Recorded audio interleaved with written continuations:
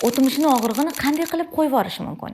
Kecha sizni aldab turgan odamga bugun qanday qilib yana qayta ishonish mumkin? Go'yoki hech narsa bo'lmagandek yana hammasini qayta boshlash. Bu juda qiyin narsa. Hamma bir xil maslahat beradi. O'tmish qo'yvor, unut, uzilib ket, qo'yvor. Lekin bu shuncha narsa oddiy narsa emas-ku. Go'yoki kompyuter bitta tugmasini bosasiz, hamma narsani unutasiz.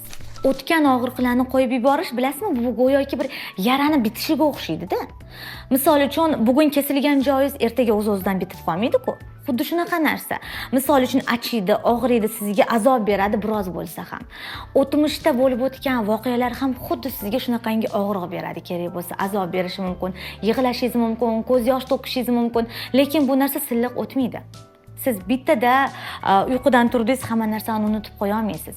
Shu sababdan ham eng avvalo o'tmishni qo'yib yuborishda mana shu hissiyotlarni yashab o'tishingiz kerak. Yig'lashingiz kerak bo'lsa yig'lang, mana shu jarayonlardan o'ting.